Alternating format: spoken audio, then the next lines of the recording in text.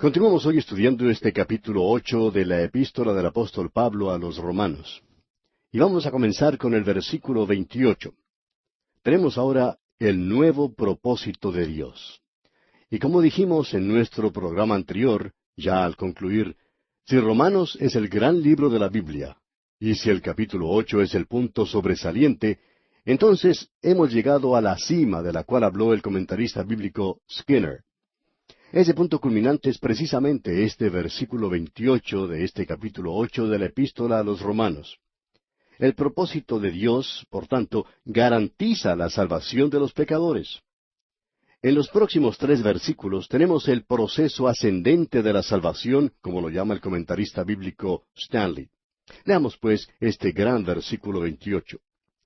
Y sabemos que a los que aman a Dios, todas las cosas les ayudan a bien, esto es, a los que conforme a su propósito son llamados.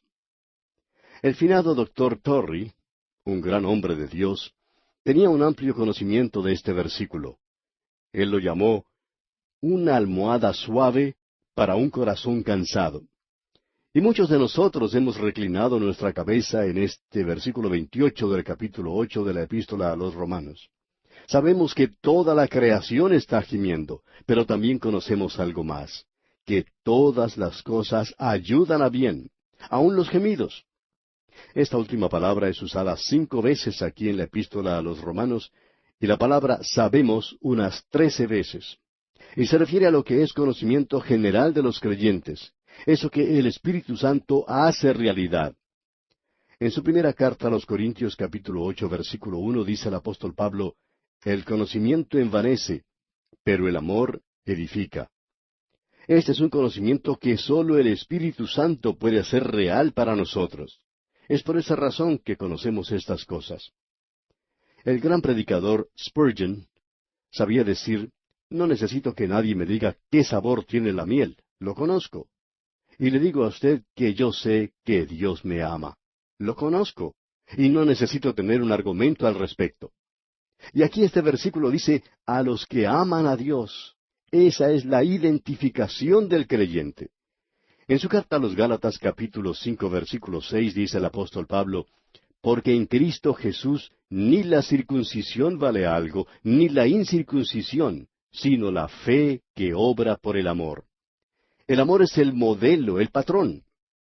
El apóstol Juan lo expresa de esta manera ya en su primera carta universal, capítulo 4, versículos 10 al 16. Escuche usted.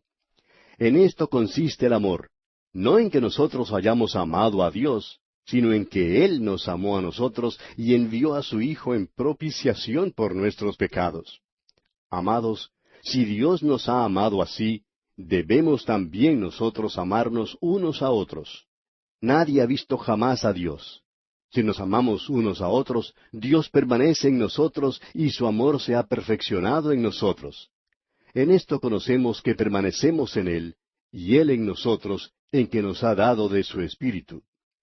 Y nosotros hemos visto y testificamos que el Padre ha enviado al Hijo, el Salvador del mundo. Todo aquel que confiese que Jesús es el Hijo de Dios, Dios permanece en Él y Él en Dios. Y nosotros hemos conocido y creído el amor que Dios tiene para con nosotros. Dios es amor, y el que permanece en amor, permanece en Dios y Dios en él. Hasta aquí las palabras del apóstol Juan. Amigo oyente, usted tendrá dificultades creyendo que Dios le ama y que usted ama a Dios si usted tiene problemas con los demás hombres. Es decir, si está odiando a otros creyentes. Recuerde que le amamos porque Él nos amó primero. Y el apóstol Pedro dice en su primera carta, capítulo 1, versículo 8, a quien amáis sin haberle visto, en quien creyendo, aunque ahora no lo veis, os alegráis con gozo inefable y glorioso. Lo que puede llenar de gozo y alegría su vida es el hecho de que amamos a Dios y que podemos saber que le amamos hoy mismo. Luego encontramos estas palabras en este versículo 28. Todas las cosas les ayudan. Y eso quiere decir literalmente todas las cosas, tanto las cosas buenas como las malas, las cosas rectas como las oscuras, las cosas dulces como las amargas, las fáciles como las difíciles, las alegres y las tristes, la prosperidad y la pobreza, la salud y la enfermedad, la calma y la tormenta, la comodidad y el sufrimiento. la vida y la muerte. Todas las cosas ayudan. Esto es algo causativo. Quiere decir que Dios está obrando sobre todas estas cosas y que ellas no son accidentes. Jacob podía decir, todas las cosas están contra mí, pero el apóstol Pablo dice, todas las cosas están en mi favor. Y eso es maravilloso, amigo oyente. El doctor J. Vernon McGee, autor de estos estudios bíblicos, da una versión un poco personal de este versículo 28 que quizá nos aclare algo más lo que en él se dice. Dice el doctor McGee, y sabemos, esto es, con conocimiento divino, quiere decir que sabemos porque el Espíritu de Dios nos lo ha revelado, que los que aman a Dios, todas las cosas les ayudan a bien, esto es, a los que conforme a su propósito son llamados. Ahora, hasta aquí en este capítulo hemos visto que sabemos, y esto es, conocimiento divino, porque sólo el Espíritu de Dios lo puede revelar. Y Él se lo puede revelar a usted también, amigo oyente, para que usted sepa que todas las cosas le ayudan a bien. Y esto quiere decir, como ya hemos mencionado, todas las cosas, e incluye todo en general. ¿Usted recuerda a José? Ese personaje bíblico que, mirando hacia atrás en su vida, una vida llena de vicisitudes, desengaños y sufrimientos, pudo decir a sus hermanos, quienes habían sido responsables por mucho de lo que le sucedió a él, pudo decirles, como vemos allá en el capítulo 50 de Génesis, versículo 20, José les dijo, vosotros pensasteis mal contra mí, mas Dios lo encaminó a bien. Estamos seguros que en su vida y en la mía, amigo oyente, como hijos de Dios, nosotros podremos mirar atrás algún día y decir, todo ha sido para bien. Job en el capítulo 13, versículo 15 pudo decir, he aquí aunque él me matare, en él esperaré. Esa es la clase de fe que nos hace falta en estos días, amigo oyente. Nosotros no somos siervos temporales, y sabemos que Él realizará todas las cosas para bien, porque Él es quien las motiva, Él es quien les da energía, y tendrán su resultado, porque Él es quien las respalda. Jeremías podía clamar, ¿para qué salí del vientre? ¿Para ver trabajo y dolor? Y ese es el clamor de muchos de nosotros en estos días. Fue durante el terremoto que sacudió la ciudad de San Francisco en el estado de California, Estados Unidos, que un santo de Dios caminó entre los escombros y la destrucción. Él miró todo eso y sonrió. Un amigo que lo vio le preguntó, ¿cómo te puedes sonreír en un momento como este? A lo cual él contestó, me gozo en saber que tengo un Dios que puede sacudir al mundo. Es maravilloso, amigo oyente, poder enfrentar la vida y la muerte de esa manera. El apóstol Pablo podía hacer frente a la muerte sin temor. Allá en el libro de los Hechos de los Apóstoles, capítulo 21, versículo 13, leemos, entonces Pablo respondió, ¿qué hacéis llorando y quebrantándome el corazón? Porque yo estoy dispuesto no solo a ser atado, mas aún a morir en Jerusalén por el nombre del Señor Jesús. Muchos de nosotros quisiéramos llegar a un lugar como ese cuando hemos comprometido nuestra vida completamente para Cristo. Eso es para aquellos que conforme a su propósito son llamados, como dice este versículo 28, aquí en el capítulo 8 de la epístola a los Romanos. Esto puede ser muy difícil de aceptar para muchas personas. Ahora, los llamados no son solamente los que han recibido una invitación, sino que también la han aceptado. Son nacidos de lo alto y conocen por experiencia propia el amor de Dios. El apóstol Pablo hace referencia a 3 grupos de personas, y creemos que son los 3 grupos que se encuentran en el mundo en la actualidad. Él los describe en su primera carta a los Corintios, capítulo 1, versículos 23 y 24, y dice, pero nosotros predicamos a Cristo crucificado, para los judíos ciertamente tropezadero, y para los gentiles locura, mas para los llamados, así judíos como griegos, Cristo, poder de Dios y sabiduría de Dios. Aquí tiene usted los 3 grupos. Los judíos confiaban en la religión, los ritos y el ritualismo. Para ellos la cruz era piedra de tropiezo. Y los griegos, los gentiles, ellos confiaban en la filosofía y el saber humano. Para ellos la cruz era locura. Pero los llamados, ellos forman un grupo diferente. Ellos salían de entre los judíos y de entre los griegos o gentiles, eran elegidos. No en base a su religión, su sabiduría o su superioridad.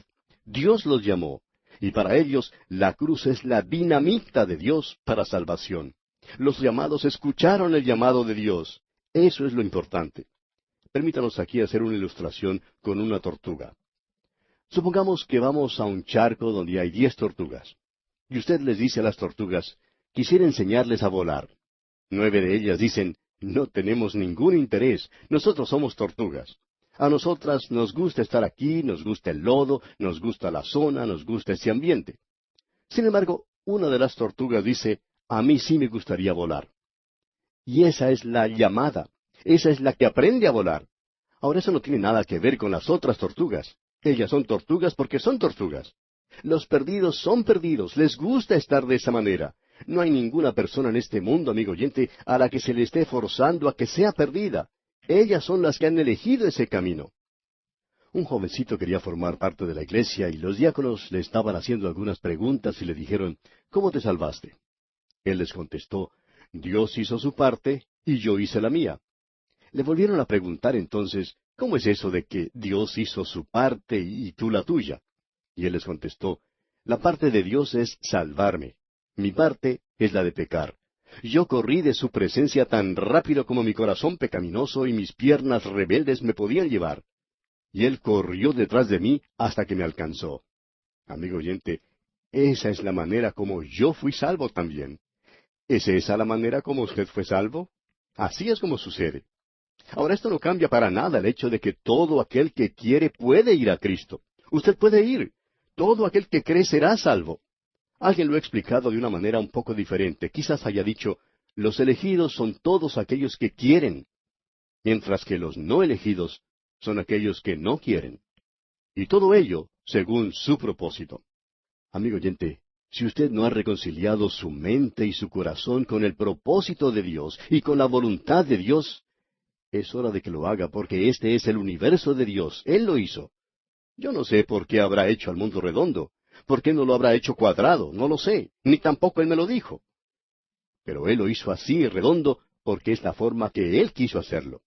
Permítanos decirle que su propósito, es decir, el propósito de Dios, se va a llevar a cabo y que Él tiene el conocimiento y el poder para hacerlo.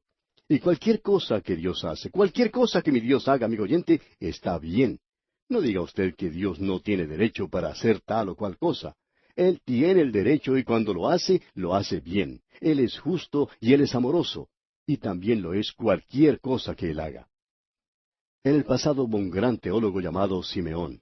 Él decía que siempre predicaba sobre el capítulo 8 de esta epístola a los Romanos por 3 razones. Primero, porque cortaba de raíz el orgullo. Segundo, porque cortaba de raíz la soberbia. Y tercero, porque también cortaba de raíz la desesperación. Y esa es la razón por la cual él predicaba la doctrina de la elección. Y créanos, amigo oyente, usted nunca podrá felicitarse a sí mismo y decir, lo hice yo, lo he hecho porque soy tan inteligente. Hay una historia para niños que cuenta de un muchachito llamado Juan, quien estaba sentado en un rincón comiendo un pastel. Metió su dedo en el pastel y sacó una ciruela y se dijo, ¡qué inteligente que soy! Amigo oyente, hay muchos miembros de la iglesia como este muchachito Juan, sentados en un rincón sin hacer prácticamente nada, solo metiendo su dedo en el pastel, por así decirlo, y sacando las ciruelas, y creen que son muy inteligentes. Permítanos decirle, amigo oyente, que Dios es quien controla todo. Esto es obra suya, su sabiduría.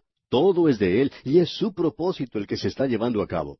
Mejor es que nos inclinemos ante Él, porque la voluntad de Dios sale de la eternidad pasada como una planadora.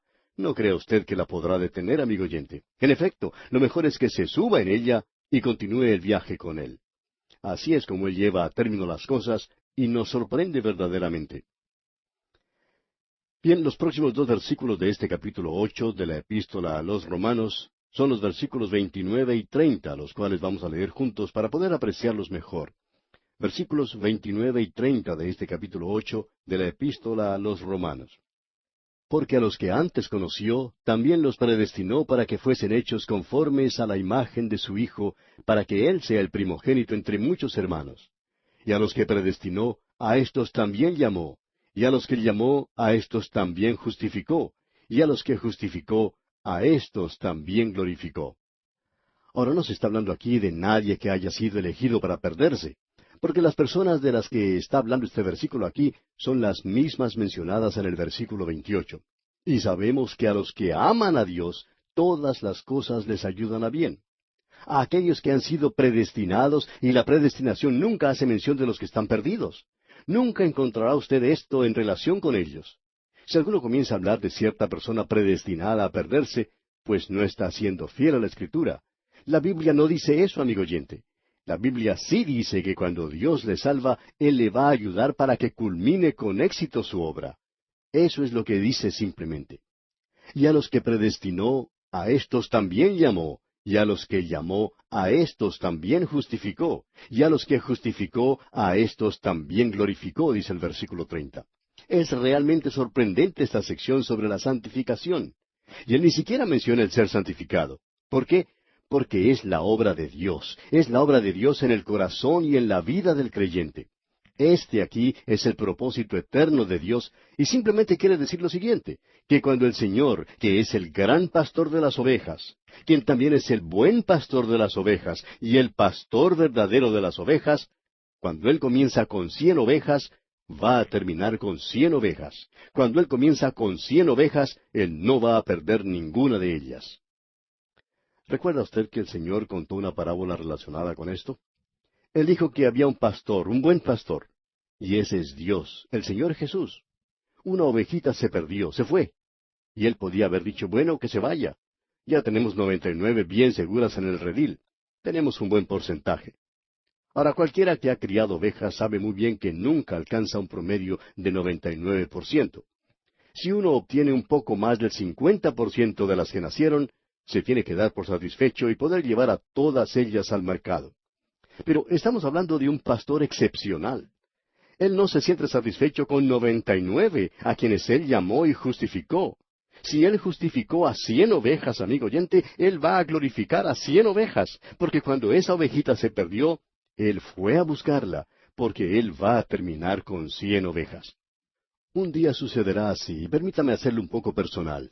Un día Él comenzará a contar 1, 2, 3, 4, 5, y todos ustedes estarán incluidos allí. 95, 96, 97, 98, 99 y...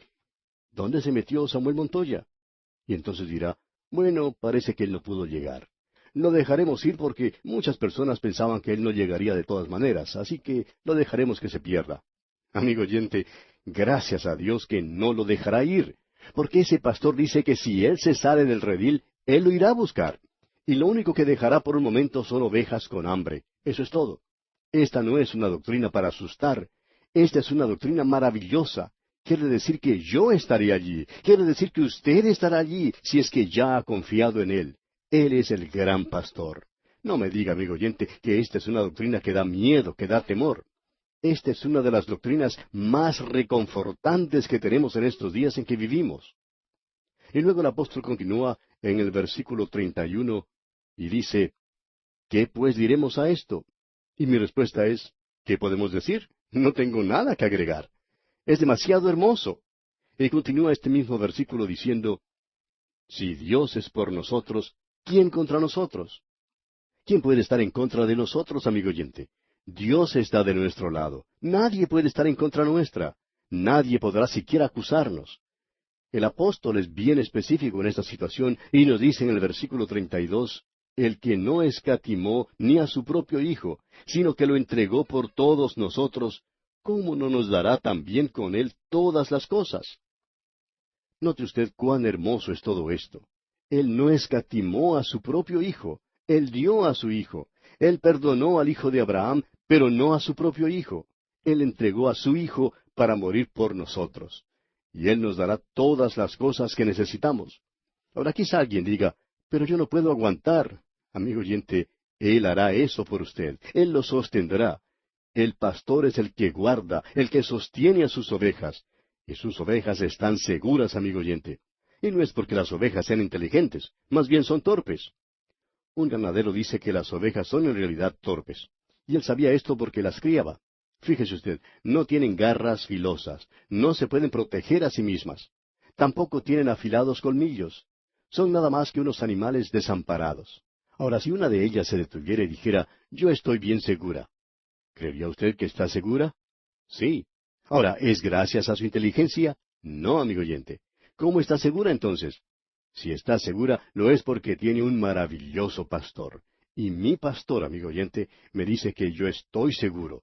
Solo repito lo que él me dice cuando dice todo esto. El que no escatimó ni a su propio Hijo, sino que lo entregó. ¿Cómo no nos dará también con él todas las cosas?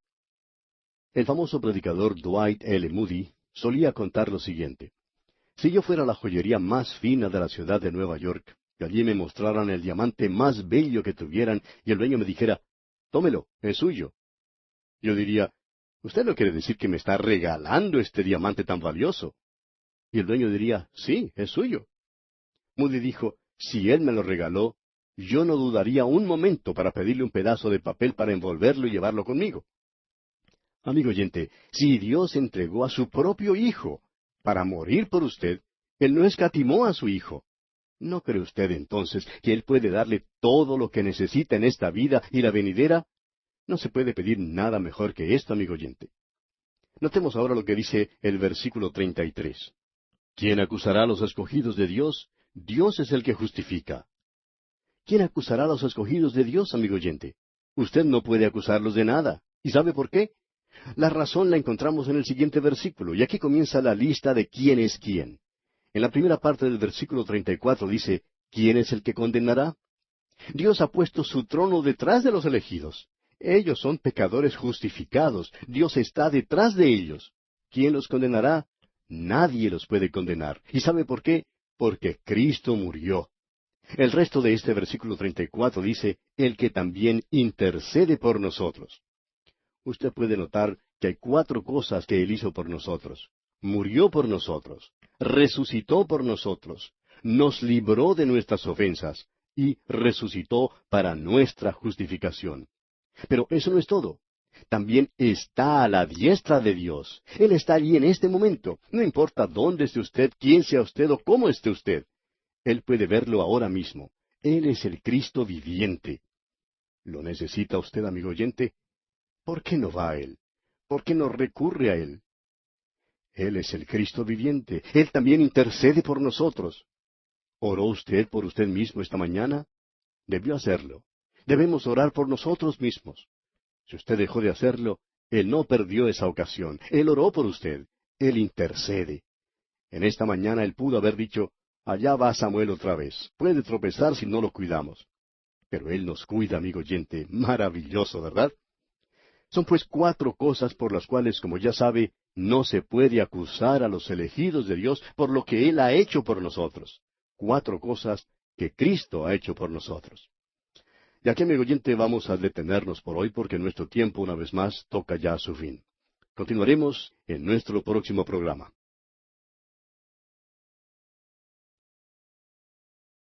Continuamos estudiando hoy este maravilloso capítulo 8 de la epístola del apóstol Pablo a los Romanos. Y en nuestro programa anterior veíamos que hay cuatro cosas que Cristo hizo por nosotros, por las cuales nadie, absolutamente nadie nos puede acusar.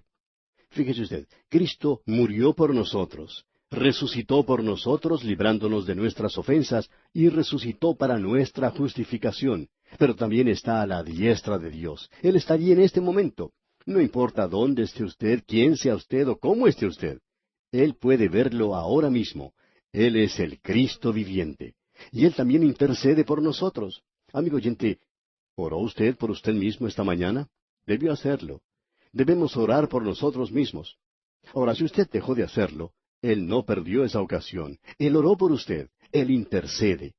Esta mañana Él quizá dijo, allá va ese Señor otra vez y puede tropezar si no lo cuidamos. Porque Él nos cuida, amigo oyente. Maravilloso, ¿no le parece? Son pues cuatro cosas por las cuales no se puede acusar a los elegidos de Dios por lo que Él ha hecho por nosotros. Siguiendo ahora adelante encontramos otras cosas que también son maravillosas aquí en este versículo 35 de este capítulo 8 de la epístola a los Romanos. Leamos la primera parte. ¿Quién nos separará del amor de Cristo? Ahora Pablo hace esa pregunta y luego enumera todo lo que uno pudiera imaginarse. Continúe leyendo ese versículo conmigo, el versículo 35. ¿Tribulación? ¿O angustia? ¿O persecución? ¿O hambre? ¿O desnudez? ¿O peligro? ¿O espada? ¿Nos separará acaso la tribulación, es decir, los problemas? ¿Es posible que los problemas nos separen? No, amigo oyente, no nos pueden separar porque Él no lo permitirá. O quizá la angustia. Usted puede creer que Dios lo ha abandonado, pero eso no es así. Y la angustia no lo separará de Él. Bueno, tal vez la persecución. Lo que aquí indica es persecución legal. Quiere decir que hay personas que están llevando a cabo una campaña contra usted. Y eso no lo separará del amor de Cristo, amigo oyente. Bueno, tal vez el hambre o desnudez o peligro o espada. De paso, permítanos decir que esta es una breve biografía de la vida de Pablo. Ninguna de esas cosas le pueden separar de él. Escucha ahora lo que él dice aquí en el versículo 36. Como está escrito, por causa de ti somos muertos todo el tiempo, somos contados como ovejas de matadero. Pablo está citando aquí lo que dice el Salmo 44, versículo 22, donde leemos, pero por causa de ti nos matan cada día, somos contados como ovejas para el matadero. Este es un cuadro espantoso de los santos en este día de gracia, ¿no le parece? Creemos, yo creo con todo mi corazón, que esta es la actitud del sistema satánico contra el Hijo de Dios aún en esta hora. Creo también que la historia de la Iglesia revela que esto es verdad. Si usted toma una posición con Dios, le va a costar algo, amigo oyente. Si usted ha tenido oportunidad de observar las actividades en un matadero, sabrá que allí se da muerte a gran cantidad de animales. Un joven de unos 15 años consiguió trabajo en uno de esos lugares. Durante su primer día de trabajo le tocó observar cómo mataban a unas 100 ovejas. La persona encargada de hacerlo trabajaba con un gran cuchillo bien afilado y con él cortaba la garganta de las ovejas. Ahora este joven, que nunca había visto algo así, tuvo que salir de su lugar para poder recuperarse de la gran impresión que sufrió. Eso le pasaba a todos los que comenzaban a trabajar en ese lugar. Era un espectáculo terrible. Pero también es algo terrible, amigo oyente, observar lo que está ocurriendo con algunos santos creyentes en el Señor. Ellos están soportando esto. Y Pablo nos dice que esto nos va a pasar, pero que eso no nos separará del amor de Dios. Y nos dice aquí en el versículo 37, antes, en todas estas cosas somos más que vencedores por medio de aquel que nos amó. Ahora, ¿cómo puede una oveja de matadero ser más que vencedora?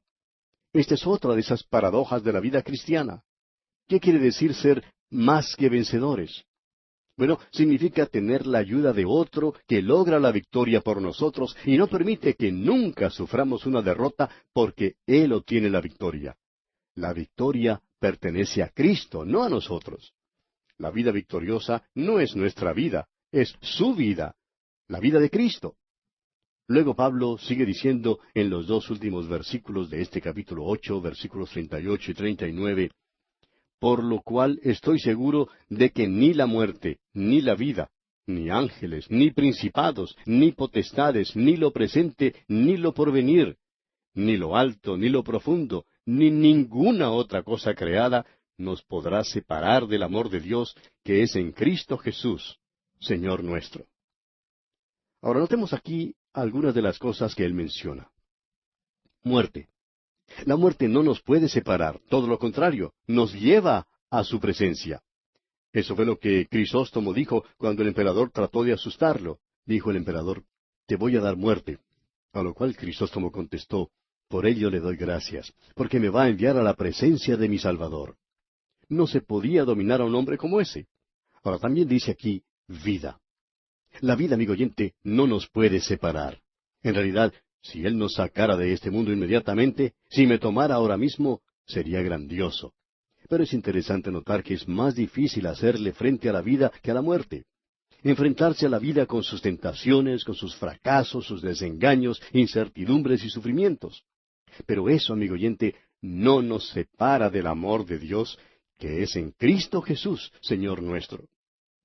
También dice Pablo que ni los ángeles pueden, fíjese usted. Y creemos que aquí quiere decir los ángeles caídos. También menciona ni principados, y esto quiere decir enemigos y poderes espirituales. No tenemos tiempo para hablar de todo eso ahora. Pero Pablo continúa diciendo ni lo presente, y eso significa las circunstancias actuales. También dice ni lo porvenir, y allí habla del futuro. Nada en el futuro, amigo oyente, puede separarnos del amor de Dios. Ni lo alto ni lo profundo, y esa es la era espacial en la cual vivimos. No queremos viajar en el espacio, pero Él ha puesto nuestros pecados tan lejos como están el oriente del occidente. Y el pecador estará separado de Dios. Esa es la muerte segunda. Esa muerte es espiritual, es una muerte eterna. Él ha puesto nuestros pecados allá lejos, pero no a nosotros. Y el espacio no nos puede separar de Él. Luego dice aquí, ni ninguna otra cosa creada. Ninguna cosa, amigo oyente, que podamos mencionar podrá separarnos del amor de Dios. Y ese amor tiene su centro en Cristo Jesús. Amigo oyente, la salvación es una historia de amor. Allá en la primera carta del apóstol Juan, capítulo 4, versículo 19, leemos que nosotros le amamos a Él porque Él nos amó primero. Y nada nos separará de esa condición. Al entrar a este capítulo 8 de esta epístola a los romanos, lo hicimos sin condenación. En el centro descubrimos que todas las cosas ayudan a bien. Y luego, al terminar o salir de él, vemos que nada nos podrá separar. ¿Podemos acaso mejorar esta condición, amigo oyente? Si usted lo puede hacer, entonces espero que me lo diga porque yo no he encontrado nada mejor. Y así, amigo oyente, concluimos nuestro estudio del capítulo 8 de la epístola a los romanos. Llegamos ahora a una sección o división completamente nueva en este libro a los romanos. La primera gran división en cuanto a temas se refiere, tiene lugar en los primeros 8 capítulos. En ellos se trató sobre doctrina. En los capítulos 9 al 11 tenemos otra sección en la cual el tema es la dispensación. La última sección o división comprende los capítulos 12 al 16, y en ella se trata sobre las obligaciones. Así es que en este libro, en esta epístola, encontramos 3 grandes temas: la doctrina, la dispensación y la obligación. También se puede dar otros títulos a estas divisiones. Por ejemplo, a la primera de ellas, o sea, los primeros 8 capítulos, se les da el énfasis de la fe. En la sección que estamos para comenzar, que comprende los capítulos 9 hasta el 11, se trata de la esperanza. Y luego, los capítulos 12 al 16 consideran el asunto del amor. Ahora, si usted quiere aún otros títulos para estas secciones, podemos decir que la primera de ellas habla de la salvación. La segunda, o sea, los capítulos 9 al 11, hablan sobre separación. Y luego la tercera, los capítulos 12 al 16, hablan de servicio. Así es que tenemos 3 grandes divisiones en la epístola del apóstol Pablo a los romanos. Ahora, habiendo terminado el capítulo 8, donde Pablo ha presentado una base amplia, se presenta la cuestión que la salvación es para toda la humanidad. Toda la humanidad porque toda la raza humana está perdida. Leímos allá en el capítulo 3 de esta epístola, versículo 23, por cuanto todos pecaron y están destituidos de la gloria de Dios. Esa es una proposición de Dios, de que hay salvación para todos de una sola manera. Y eso es por medio de la fe en el Señor Jesucristo. Esa es toda la tesis. También tenemos el asunto de esta sección que comenzamos a considerar. Algunos han tratado de poner un paréntesis a esta parte como para no darle mayor importancia y la han llamado simplemente un apéndice. Otros han tratado de reducir su importancia diciendo que no es pertinente. Pero permítanos decirle, amigo oyente, que no solo es pertinente, sino que es vital para la lógica y la doctrina de la epístola. Es importante. Existe cierta forma de pensar, creemos, en la que algunos quisieran tomar los capítulos 8 y 12 y unirlos como si fueran vagones de un tren. Pero tenemos que recordar, amigo oyente, que no estamos armando un tren de carga en esta epístola a los romanos. Pablo no estaba haciendo eso. Lo que tenemos aquí en esta epístola no es un tren de carga, sino una corriente que fluye sin obstáculos. Y usted no podría quitar la sección de Romanos comprendida entre los capítulos 9 al 11, como tampoco puede quitar la sección del medio de un gran río como el río Amazonas. Si lo hiciera, tendría problemas. El doctor Griffith Thomas, un estudioso de la Biblia, ha dicho que los capítulos 9, 10 y 11 de Romanos son una parte integral de la epístola y son esenciales para poder interpretarla verdaderamente. Creemos que hay ciertos factores particulares aquí que revelan la significación de esta sección y quisiéramos hablar de ellos por unos momentos. Hay un factor psicológico. También tenemos el elemento histórico, así como también un factor doctrinal. Note ahora el factor psicológico. Este tiene que ver, por supuesto, con la experiencia personal del apóstol Pablo. Por ello, no creemos que es acertado decir, como mencionamos al principio cuando estábamos citando a otras personas, que la epístola a los romanos proviene de la cabeza del apóstol, mientras que la epístola que él escribió a los Gálatas proviene del corazón. Y la tesis es la misma.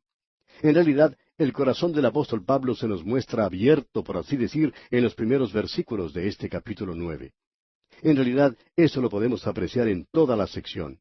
Es con gran sentimiento que él dice más adelante que ciertamente el anhelo de mi corazón y mi oración a Dios por Israel es para salvación. Podemos notar que entre los capítulos 8 y 9 hay una gran división. Usted recordará que el capítulo 8 termina con una expresión de triunfo y gozo y la perspectiva de que no hay separación del amor de Dios en Cristo Jesús nuestro Señor. Mientras que el capítulo 9 comienza aquí en una nota de tristeza y de dolor, notamos que el cambio en el tema de la carta es obvio. Y eso es consecuencia del tremendo dolor que sufría el apóstol en su vida. Veremos eso dentro de unos momentos cuando comencemos nuestro análisis del capítulo. Luego tenemos el elemento histórico. En este vemos la singular posición y los problemas que tenía que enfrentar el apóstol Pablo en su día. La interpretación moderna ha fracasado considerablemente en la consideración de este hecho. La iglesia de nuestros días es en su gran mayoría formada por gentiles, y los antecedentes judíos han sido casi puestos al olvido. Los hombres asumen que las promesas del Antiguo Testamento se han combinado, se han disuelto en la iglesia. La suposición arbitraria es que la iglesia es la heredera de las promesas hechas en el Antiguo Testamento y que Dios no tiene nada que ver con la nación de Israel. Hace algún tiempo tuvo lugar en Jerusalén un congreso profético. Fue algo realmente gracioso. En realidad, las personas que tomaron parte del mismo creyeron que iba a resultar en algo de mucha importancia, pero solo resultó como una tormenta en un dedal. Algunos de los periodistas que escribieron sobre el evento dijeron que la gente de la ciudad de Jerusalén ni siquiera se había enterado de que estaba teniendo lugar tal congreso. Podemos comparar eso con el concilio de Jerusalén mencionado en el capítulo 15 de los Hechos, cuando toda la ciudad fue sacudida. Creemos que ese congreso que tuvo lugar en fecha más reciente fue algo arbitrario. La realidad es que muchos de los que estaban presentes en ese congreso no tenían ningún lugar para la nación de Israel en los planes de Dios para el futuro. Pensaban que Dios no tenía nada que hacer con Israel. Si eso hubiera sido cierto, ¿por qué ir a Jerusalén a tener un congreso profético? Se lo podría haber realizado en cualquier otro lugar, menos en Jerusalén. Pero podemos ver que Dios no ha desechado a la nación de Israel. Quizá usted ha llegado a esa conclusión luego de haber estudiado los primeros 8 capítulos de esta epístola a los Romanos, pero Pablo aclarará ahora que Dios no ha rechazado a su pueblo. Permítanos leer a continuación una declaración del Dr. Stifler, quien comentó lo siguiente. Se ha pensado, se ha asumido tácitamente en la interpretación cristiana, que el día del judaísmo ya ha pasado, que una iglesia elegida fundada en la fe en Cristo era el propósito de la ley y de los profetas, y que los judíos tenían la obligación de dejar todas sus peculiaridades e ingresar en la iglesia. Tal suposición es atribuida por los judíos al apóstol Pablo. Extrañamente se olvida que la iglesia madre en Jerusalén y en Judea nunca tuvo a ningún gentil en su congregación, pero ninguno podía ser admitido, y que cada miembro de ese cuerpo primitivo de decenas de miles era celoso de la ley. Aceptaron a Jesús como el Mesías, pero no abandonaron ninguna de sus costumbres y esperanzas del Antiguo Testamento. El cristianismo ha sufrido bastante con la constante preocupación de querer interpretarlo desde el punto de vista gentil en lugar de hacerlo desde el punto de vista judío. La iglesia en Jerusalén, y no las iglesias de Antioquía, Éfeso o Roma, provee la única perspectiva histórica suficiente.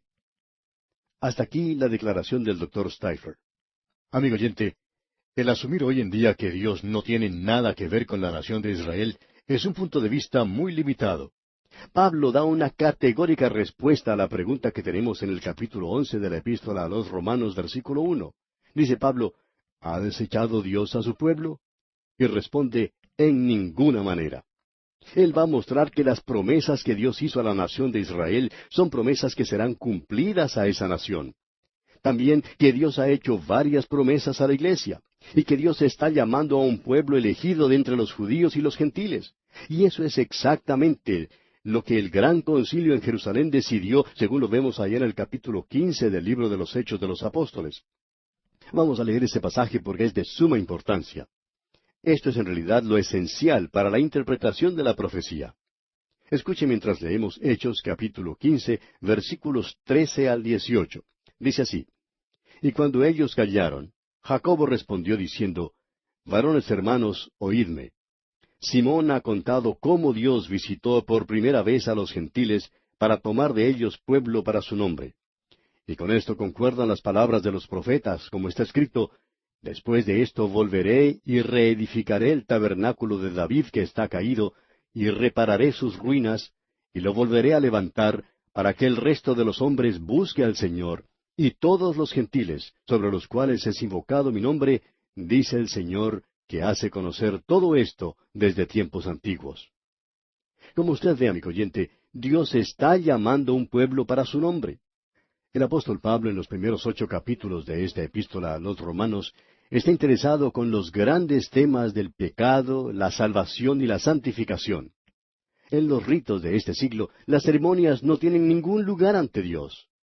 La fe es lo único que tiene valor. Y aquí se incluye a todas las personas, sea cual fuere su raza. El apóstol Pablo comenzó esta epístola a los Romanos diciendo en el versículo 16 del capítulo 1 que era primeramente para los judíos. Ahora creemos que lo que él quiso decir se refería al orden cronológico, es decir, fue dado a los judíos primero. Dijimos que esta sección es de suma importancia. No trata la doctrina cristiana, sino que habla de la escatología de la Biblia, es decir, la sección profética que revela que Dios no ha desechado a su pueblo. Y así llegamos al primer versículo de este capítulo 9. Y aunque ya no nos queda mucho tiempo, vamos a estudiarlo y vamos a ver hasta dónde avanzamos. Hemos dedicado mucho tiempo a la introducción de este capítulo, dada la significación que tiene. En este capítulo 9, usted puede apreciar la forma en que Dios obró con Israel. En el capítulo 10 veremos cómo Dios está obrando en el presente con Israel, mientras que en el capítulo 11 veremos cómo Dios obrará en el futuro con la nación de Israel. Es importante notar que el apóstol Pablo está hablando de la historia pasada de la nación israelita en función de los propósitos de Dios. La razón por la cual Dios trata del pasado no es consecuencia de sus cualidades excepcionales ni de sus esfuerzos superiores. Por el contrario, todas las acciones de Dios se basan en su propia y soberana voluntad. Él obra por medio de la misericordia en sus tratos con Israel y con todos los demás. También creemos que lo hace así en sus tratos con usted y conmigo, amigo oyente. Veamos, pues, lo que dice el apóstol Pablo en este primer versículo del capítulo 9. Verdad digo en Cristo, no miento, y mi conciencia me da testimonio en el Espíritu Santo. Esa parece una introducción muy ceremoniosa, especialmente cuando proviene del apóstol Pablo. Pero debemos recordar que cuando él escribió esto, él era prácticamente un enemigo de su propio pueblo. Allá en el capítulo 23 del libro de los Hechos de los Apóstoles, versículo 12, leemos: Venido el día, algunos de los judíos tramaron un complot, y se juramentaron bajo maldición, diciendo que no comerían ni beberían hasta que hubiesen dado muerte a Pablo. Ahora, en el versículo 2 de este capítulo 9 de su epístola a los Romanos, dice el apóstol Pablo, que tengo gran tristeza y continuo dolor en mi corazón.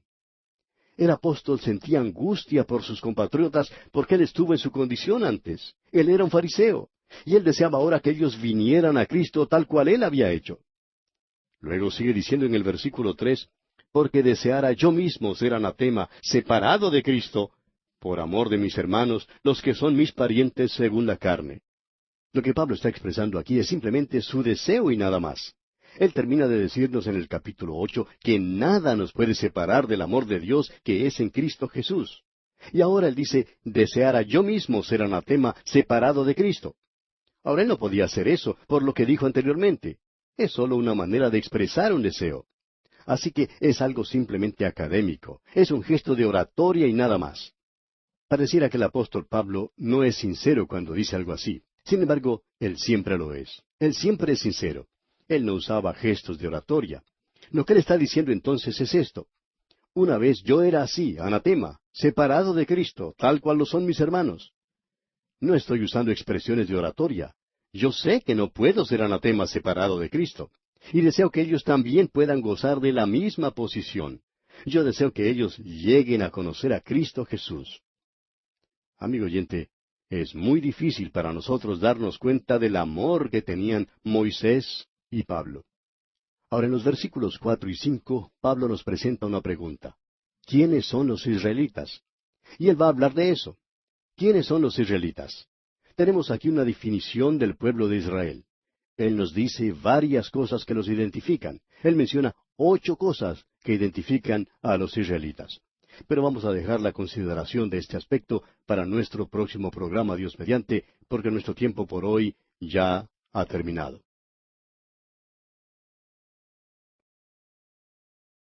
Continuamos hoy nuestro estudio del capítulo 9 de la Epístola a los Romanos. Y en nuestro programa anterior vimos que Pablo dice que él deseara él mismo ser anatema, es decir, maldición, separado de Cristo. Pero vimos también que él no podía hacer eso por lo que había dicho anteriormente allá en el capítulo 8, de que nada nos puede separar del amor de Dios que es en Cristo Jesús. De modo que es solo una manera de expresar un deseo. Es algo simplemente académico, es un gesto de oratoria y nada más.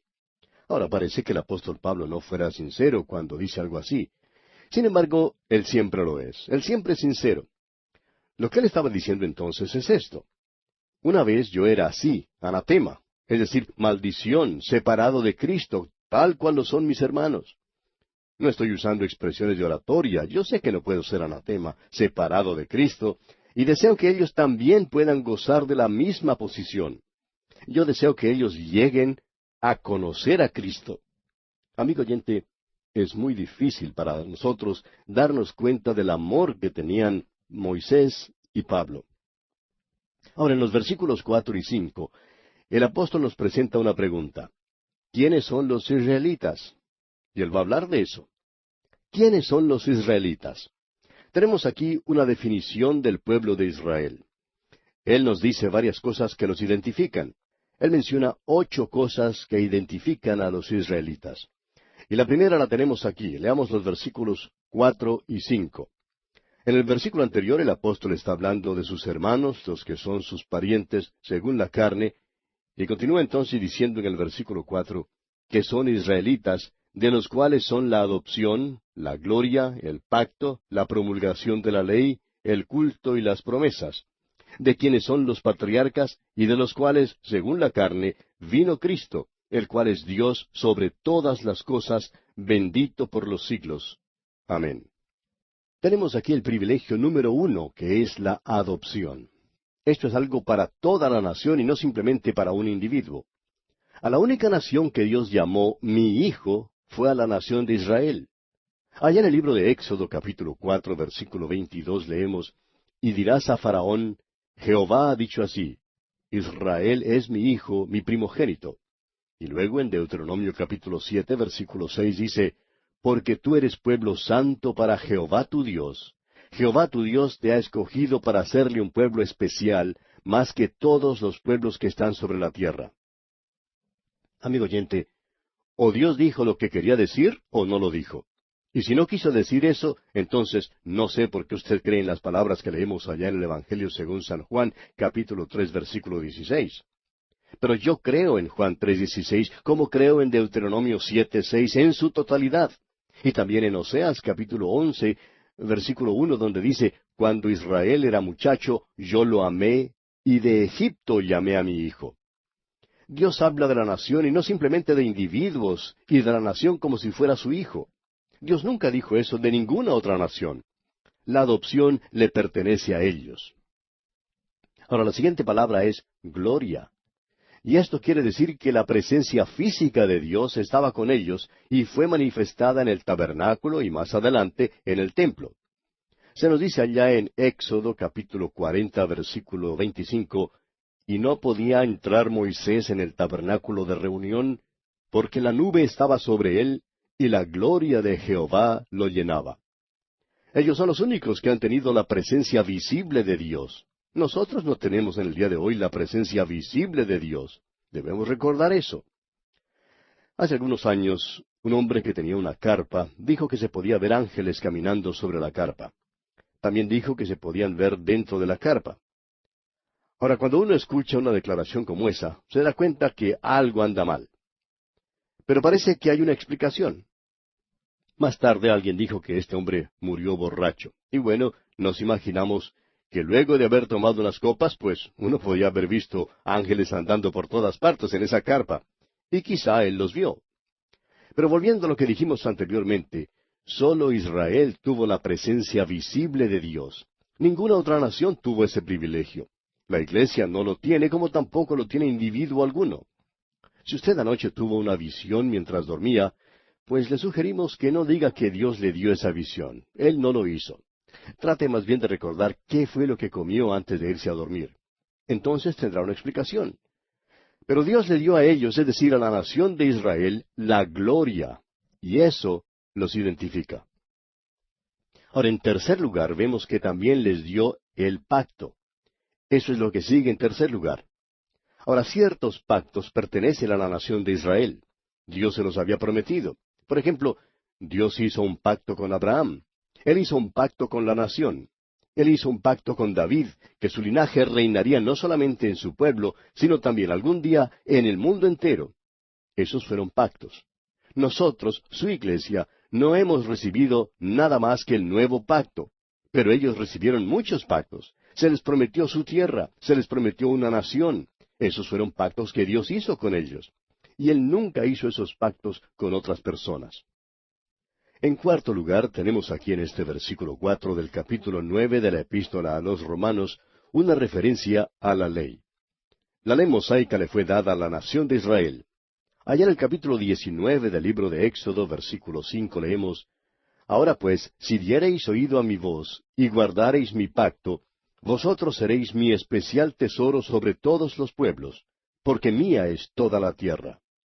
Luego Dios dice en el capítulo 31 del mismo libro de Éxodo, versículo 13, Tú hablarás a los hijos de Israel diciendo, En verdad vosotros guardaréis mis días de reposo, porque es señal entre mí y vosotros por vuestras generaciones, para que sepáis que yo soy Jehová que os santifico. Algunos preguntan, ¿por qué no guarda usted el día de reposo?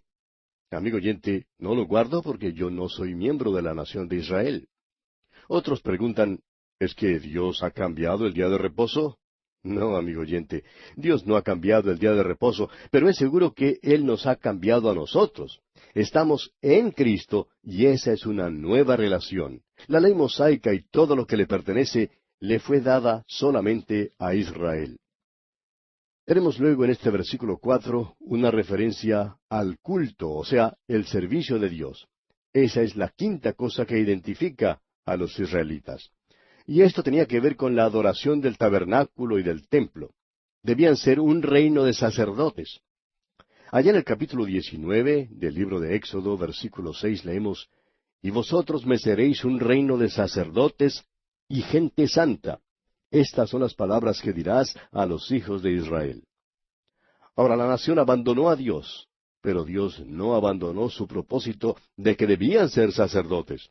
Dios tomó a la tribu de Leví y les dio la responsabilidad de servir y de cuidar el tabernáculo y más tarde el templo. En el reino milenario, la nación de Israel nuevamente ejercerá el sacerdocio de Dios aquí en la tierra.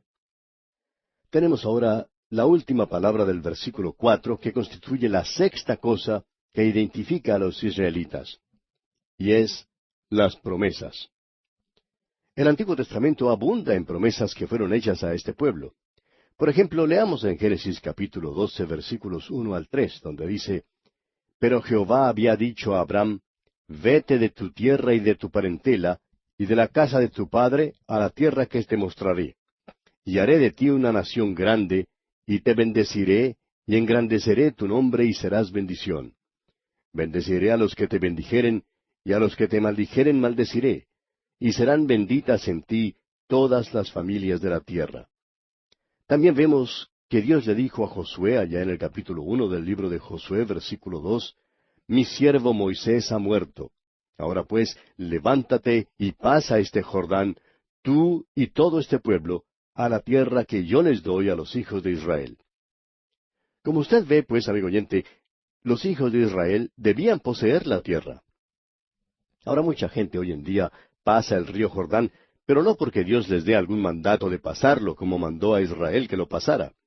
Nunca hemos creído que alguna parte de la tierra de Israel pertenezca a quienes atraviesan hoy el río Jordán. La tierra está comenzando a florecer con una rosa, pero todavía hay mucha de esa tierra que sigue siendo infructuosa. Será una tierra linda una vez más cuando el Señor Jesús venga a reinar. La tierra de Palestina fue dada solamente a los judíos. Bien, pasando ahora al versículo 5, continuamos con esta lista de lo que identifica al pueblo de Israel. Y tenemos primeramente allí la palabra patriarcas, que se constituye en la séptima cosa que identifica a este pueblo, y que obviamente se refiere a Abraham, a Isaac y a Jacob. Y en octavo y último lugar tenemos la palabra Cristo, que es la palabra griega que significa Mesías. Cristo vino según la carne, vino a esta tierra, era judío. La mujer samaritana junto al pozo lo llamó judío allá en el capítulo 4 del Evangelio según San Juan, versículo 9. Pero Pablo tiene cuidado en decir que nosotros, los creyentes en Cristo, no le conocemos según la carne. Y aun si a Cristo conocimos según la carne, ya no lo conocemos así, como dice en su segunda carta a los Corintios, capítulo 5, versículo 16. Pablo identifica a Jesús como Dios. Y para Pablo, Cristo es el Dios hombre. El evangelista Juan en el capítulo 1 de su Evangelio, versículo 14, dice, «Y aquel Verbo fue hecho carne, y habitó entre nosotros, y vimos su gloria, gloria como del unigénito del Padre, lleno de gracia y de verdad». Cristo vino como un bebé humano a la nación de Israel. La mujer junto al pozo lo identificó como miembro de esa nación, y creemos que ella estuvo en mejores condiciones, en mejor posición para decir quién era, que algunos de los supuestos eruditos de hoy en día, que se sientan en sus sillas giratorias en alguna biblioteca añeja, mientras formulan teorías contrarias a la deidad de Jesucristo. Quizá Cristo el Mesías deba ser separado de los otros 7 distintos que hemos considerado en este pasaje, porque es más grande que todos los demás. Porque como dice allá en Hebreos capítulo 2, versículo 16, ciertamente no socorrió a los ángeles, sino que socorrió a la descendencia de Abraham. La nación de Israel de otros tiempos ya ha sido definida. Ahora vamos a identificarla en los tiempos de Pablo y luego también en los tiempos nuestros. Continuemos con este capítulo 9 y leamos ahora el versículo 6. No que la palabra de Dios haya fallado, porque no todos los que descienden de Israel son israelitas. Ahora, esta es una expresión extraña, porque no todos los que descienden de Israel son israelitas. En otras palabras, los judíos en los tiempos de Pablo hicieron la pregunta en cuanto al por qué todos los judíos no habían aceptado sinceramente a Cristo, siendo que ésta era una nación elegida. ¿No constituye eso un fracaso de parte de Dios? Y Pablo trató en parte este problema allá en el principio del capítulo 3 de esta epístola a los Romanos. Ahora Pablo hará una distinción entre la descendencia natural de Jacob y la descendencia espiritual. Esta es una distinción que creemos es sólo aplicable a la nación de Israel. Y Pablo no incluye aquí a los gentiles en ninguna manera.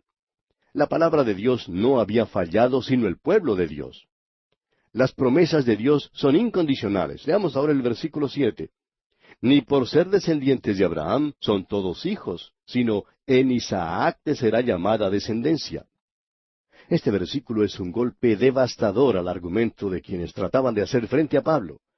Si la descendencia fuera contada en base al nacimiento natural, entonces los ismaelitas, los madianitas y los edomitas tendrían que ser incluidos.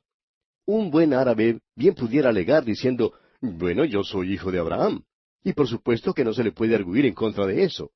Él es hijo de Abraham, tal como todos los demás son de la descendencia física de Abraham. Ahora, ser descendiente natural de Abraham no constituía de por sí ninguna seguridad de que uno era hijo según la promesa. Usted recordará que los judíos en una ocasión le dijeron al Señor Jesús, «Nuestro padre es Abraham». Jesús les dijo, «Si fueseis hijos de Abraham, las obras de Abraham haríais». Luego el Señor siguió hablándoles y les dijo, «Vosotros sois de vuestro padre el diablo, y los deseos de vuestro padre queréis hacer. Él ha sido homicida desde el principio y no ha permanecido en la verdad porque no hay verdad en él. Cuando habla mentira, de suyo habla, porque es mentiroso y padre de mentira. Bien, pasemos ahora al versículo 8 de este capítulo 9 de la carta a los Romanos. Esto es, no los que son hijos según la carne son los hijos de Dios, sino que los que son hijos según la promesa son contados como descendientes. El apóstol Pablo hace una distinción clara entre los elegidos y los no elegidos en la nación de Israel. En el capítulo 21 del libro de los Hechos de los Apóstoles, versículo 20, el doctor Lucas nos dice, cuando ellos lo oyeron, glorificaron a Dios y le dijeron, ya ves, hermano, cuántos millares de judíos hay que han creído, y todos son celosos por la ley. Vemos, pues, que había en Israel miles de judíos que se convirtieron a Cristo después de su muerte y resurrección. Eran los elegidos, y Pablo siempre los llama Israel. Se dice más sobre este tema ya en el libro de Apocalipsis. El Señor dijo lo siguiente cuando habló a las iglesias allá en el capítulo 2 de Apocalipsis, versículo 9, diciendo, yo conozco tus obras y tu tribulación y tu pobreza, pero tú eres rico, y la blasfemia de los que se dicen ser judíos y no lo son, sino sinagoga de Satanás. Y en el capítulo 3 del mismo libro de Apocalipsis, versículo 9 dice, he aquí yo entrego de la sinagoga de Satanás los que se dicen ser judíos y no lo son, sino que mienten. He aquí yo haré que vengan y se postren a tus pies y reconozcan que yo te he amado. Volviendo ahora al capítulo 9 de esta epístola a los Romanos, escribe Pablo aquí en el versículo 9, porque la palabra de la promesa es esta, por este tiempo vendré y Sara tendrá un hijo. Los hijos según la promesa no son aquellos que creyeron algo. Isaac no creyó antes de nacer. Isaac era la descendencia prometida. Dios prometió y Dios cumplió su palabra. Ahora el versículo 10 dice, y no solo esto, sino también cuando Rebeca concibió de uno, de Isaac nuestro padre. Isaac y Rebeca también son presentados como una ilustración de este principio de la elección divina. Y continuamos en el versículo 11, pues no habían aún nacido, ni habían hecho aún ni bien ni mal, para que el propósito de Dios conforme a la elección permaneciese, no por las obras, sino por el que llama. Aunque este versículo está en paréntesis, su verdad es de suma importancia. Es posible que alguien ofrezca alguna explicación del por qué Dios rechazó a Israel, pero no hay posibilidad de eso en esta ilustración. Aquellos muchachos eran gemelos. Dios rechazó la línea de primogenitura natural y escogió al menor. En aquel entonces, Jacob no había hecho ningún bien ni tampoco había hecho algún mal a Esaú. Dios no se apoya en el nacimiento para su elección, ya que no hay diferencia alguna entre el nacimiento del uno y del otro, ni se apoya sobre su carácter ni sobre sus obras. Pablo aclara entonces aquí que toda la elección divina se apoya sobre el propósito de Dios conforme a la elección. Además de eso, califica su declaración diciendo que no es por algún mérito o buenas obras, sino únicamente según el deseo de Dios el que llama. Y Godet sugiere que el llamamiento en este versículo no es a la salvación. Leamos ahora el versículo 12. Se le dijo, el mayor servirá al menor. Esta es una cita del capítulo 25 del libro de Génesis, versículo 23, que fue dado antes de que nacieran los dos muchachos. Dice allá, y le respondió Jehová, dos naciones hay en tu seno, y dos pueblos serán divididos desde tus entrañas. El un pueblo será más fuerte que el otro pueblo, y el mayor servirá al menor. Y continúa Pablo diciendo aquí en este capítulo 9 de su epístola a los Romanos, versículo 13, como está escrito, a Jacob amé, mas a Esaú aborrecí. Y este es otro texto citado del último libro del Antiguo Testamento, el libro de Malaquías, capítulo 1, versículos 1 y 2. Esta declaración no fue hecha sino hasta después que los dos muchachos habían vivido por muchos años, y ya dos naciones habían nacido de ellos, o sea, unos 2000 años más tarde. Una vez un estudiante le dijo al doctor Griffith Thomas, un profesor en Biblia, que él tenía dificultad con este pasaje porque no podía comprender por qué Dios aborreció a Esaú. El doctor Thomas contestó que él también tenía dificultad con el pasaje, pero que su dificultad surgía de otra cosa. Él no podía comprender por qué Dios amaba a Jacob. Es fácil ver por qué Dios rechazó a Esaú, amigo oyente, pues era pícaro. Era un tipo impío, lleno de soberbia, y él, tanto como sus descendientes, quisieron vivir sin Dios y le volvieron sus espaldas. También yo creo que puedo comprender por qué Dios aborreció a Esaú, pero no puedo comprender por qué escogió a Jacob. La Biblia nos dice que Dios hizo su selección conforme a su soberana voluntad. Pasemos ahora al versículo 14 de este capítulo 9 de la Epístola a los Romanos. ¿Qué pues diremos? ¿Que hay injusticia en Dios? En ninguna manera. Claro que la respuesta a esta pregunta es un resonante y rotundo no. Considere usted con cuidado el hecho de que el hombre natural se rebela contra la soberanía de Dios. Si alguna cosa se deja a Dios para que Él haga la selección, el hombre inmediatamente concluye que hay alguna injusticia. ¿Por qué es eso? Hay quienes han aplaudido a los presidentes de su país en los últimos años. Al parecer se han hecho algunas malas decisiones durante los años en que han ejercido su cargo, y en algunos casos el resultado ha sido que miles de jóvenes han muerto en las guerras. Probablemente nunca nos enteremos completamente de todo lo que ha habido o todo lo que ha transcurrido detrás de aquellas decisiones. Pero, ¿sabe usted quiénes pusieron a esos hombres en el poder?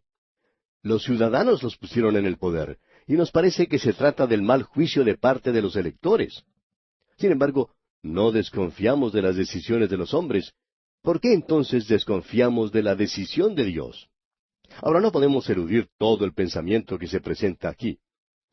Esta es la doctrina de la elección, y no podemos evadir el tema de la elección ni acomodarlo porque algunos se opongan a tal doctrina. Además, no podemos reconciliar la elección soberana de Dios con el libre albedrío de los hombres. Ambos son verdad. No podemos entremeternos en los tratos misteriosos de Dios, pero sí podemos confiar que Él obrará con justicia. Debemos aceptar este versículo en su significado literal. Yo soy solo una pequeña criatura en la tierra, y a Él le es posible quitarme la vida en cualquier momento. Yo soy solo una criatura, y Él es Dios. ¿Voy a tener yo la audacia de pararme ante su presencia, mirarle a la cara y cuestionar lo que Él hace? Permítanos decirle, amigo oyente, que eso constituiría una abierta y flagrante rebelión contra Dios. Hoy yo me inclino ante mi Creador y mi Redentor, sabiendo que cualquier elección que Él haga es la correcta. A propósito, si es que a usted no le gusta lo que Él hace, quizá deba apartarse de su universo para crear uno que sea suyo. Porque si usted crea su propio universo, puede entonces dictar sus propias leyes, sus propias reglas, sus propias normas. Pero mientras usted viva en el universo de Dios, tendrá que portarse según las reglas de Dios. El hombre en su pequeñez no puede sino inclinarse ante el Dios Todopoderoso para decir, en ti no hay ninguna injusticia. Continuemos ahora con el versículo 15 de este capítulo 9 de la Epístola a los Romanos. Pues a Moisés dice, tendré misericordia del que yo tenga misericordia, y me compadeceré del que yo me compadezca. Esta es una cita del capítulo 33 del libro de Éxodo, versículo 19. Moisés había dicho que quería ver la gloria de Dios, y se puede suponer que Dios accedió a su petición por el solo hecho de que Él era Moisés. Él era el líder del Éxodo, era fiel, ocupaba una posición exaltada. Y Dios le dijo a Moisés que Él le mostraría su gloria, pero le aclaró bien que su acción no se basaría en manera alguna en algo que la persona de Moisés tuviera. Dios le mostró su gloria porque era Dios y a causa de su misericordia soberana. ¿Sabe usted, amigo oyente, por qué Dios me salvó? No fue porque yo sea quien soy, sino porque Él es Dios. Él hizo la selección y yo me inclino delante de Él. Ahora el versículo 16 dice, así que no depende del que quiere ni del que corre, sino de Dios que tiene misericordia. La misericordia de Dios no se extiende como un reconocimiento de la voluntad humana, ni es una recompensa de alguna obra humana. El querer humano y el hacer humano no constituyen ninguna causa que motive las acciones de Dios. El hombre cree que la decisión y el esfuerzo pueden ser la causa para que Dios le mire con favor. Ahora entienda bien, esto no es una denegación de la responsabilidad humana. Alguien ha dicho que el querer y el hacer pueden indicar la posesión de gracia, pero no constituyen la causa que las origina. La única respuesta final es que Dios extiende su misericordia y la extiende porque Él es Dios, amigo oyente. ¿quiénes somos nosotros para desconfiar de Él? Hoy yo me inclino delante de Él. Y aquí vamos a detenernos por hoy, amigo oyente, porque nuestro tiempo ha tocado a su fin.